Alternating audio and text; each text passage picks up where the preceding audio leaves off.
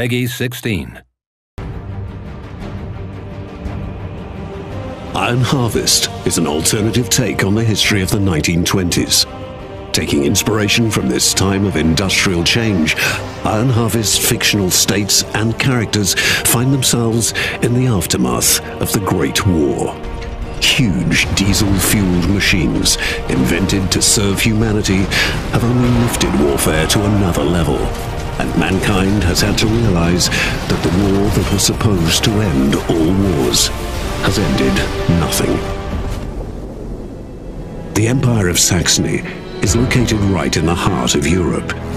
As a modern industrial superpower with great national pride, many Saxonians are unhappy with the current politics of their emperor, Kaiser Friedrich.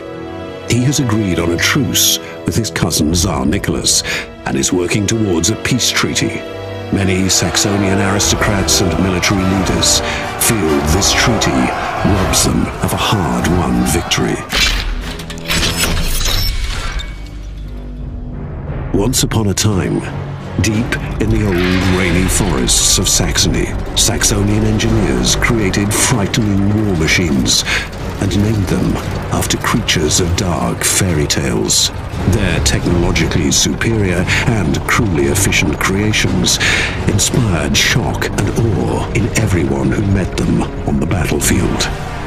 Meet the SLL-33 L. Koenig. He drew his name from a creepy Saxonian poem of a rider in the dark, haunted by this fierce creature.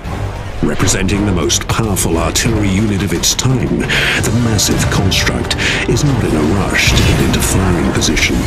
With the knowledge of its superior firing range, it resoundingly delivers one of the biggest shells in the game, right to the heart of the enemy.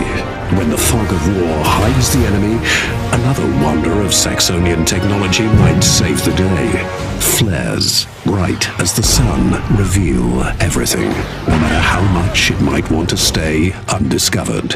Which comes in handy for the next fearsome beast, the PKP-17 Eisenhans.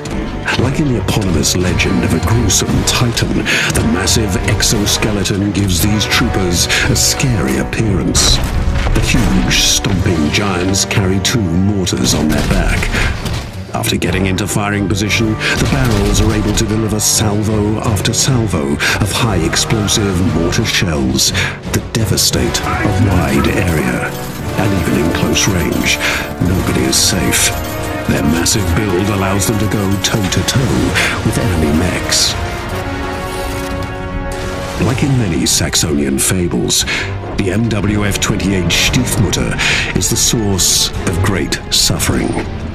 The weaponless appearance of this machine might confuse unseasoned soldiers until, suddenly, it releases a horde of highly explosive mono-wheels. They lock on their target and will not give up until they dispense their devastating package upon their desired victim. They are notorious for their clean sweeps in the trenches of the Great War. Gunther von Duisburg is a highly decorated veteran of many battles, a close friend to the Kaiser himself. Equipped with his unique battle mech Brunhilde, named after the beloved wife of one of Saxony's biggest heroes, his presence on the battlefield alone has turned the tide more than once. If that isn't enough, broadside after broadside of cannon fire and precise long-range mortar attack will do the trick. Without Brunhilde's protection, Gunther is still a threat to any enemy of the Empire. He uses a large caliber hand cannon and his mechanically enhanced blade arm to fight both infantry and mechs. By his side are his 2 inseparable companions, the dire wolves Tag and Nacht, silent and deadly scouts. Saxony, the once proud and strong empire, is shaken to its very foundation.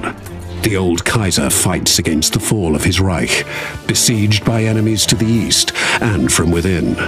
Secret forces see an opportunity to topple the monarchy and seize power. A battle for the soul of Saxony and the future of Europe begins.